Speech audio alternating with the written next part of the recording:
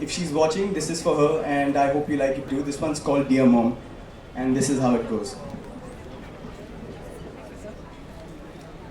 Dear Mom, it must have been a few weeks into your chemo, but the scars of your struggle were now starting to show.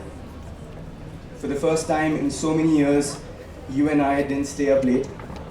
For the first time in so many years, there was no childish, excited wait. For the first time in so many years, there was no birthday cake. Because no matter what you ate at that point in time, your head would spin and nauseate. It felt sad, having to celebrate your liveliness so quietly.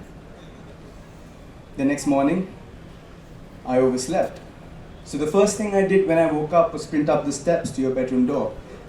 I imagined you'd be sleeping, so I quietly pushed the door open, hoping that I would be the first face you saw as you woke up on your special day.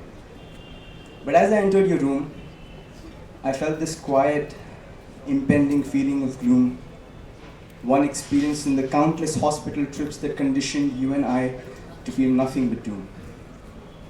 I saw an empty bed, and a rush of blood to my head said something's wrong. I knew you couldn't even walk straight without me by your side to take your weight. I could feel these hands shake. I could feel the insides of my head throb and ache and about to break. I called out your name again and again and again, and then suddenly I heard mine in return. A sigh of relief as I immediately turned to see where it came from. As I pushed open the bathroom door, I saw you slouched against the wall, sitting calmly on the floor, trying to maintain a fine line between livid worrying and escalating dread. I just stood there with a million thoughts inside my head, and you just looked at me and you smiled. Typical of you, you know.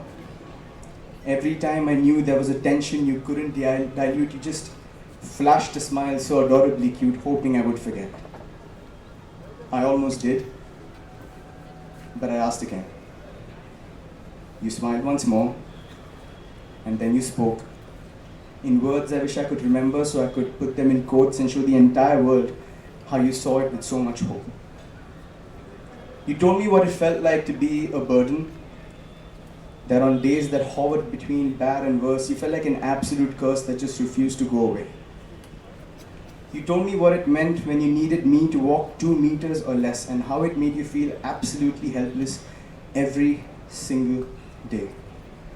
So on your birthday, you decided to be different. It hurts my heart to imagine how you swayed across the room to where you fell, but for that one day, living in hell made you feel so much at ease. Even if it meant falling to your knees, at least you did it all by yourself. I didn't know whether to smile or to cry, but these things you said were like invisible forces pulling me from both sides. I heaved you up and took you back to your bed. You were smiling, but your eyes were wet. I tried to give you this hug, one that you had mastered over the years, one that had so often given my tears a reason to change into something else. If only you knew how much I miss that memory even today. 3 years later, I celebrate your birthday the same way you and I did back then. There is silence and a quiet birthday wish in this letter, and an empty realization that things could have been so much better. What I miss far outweighs what I have found, but that balance would tilt so drastically if you were around. Today I wish I could borrow your shoulders to keep my head.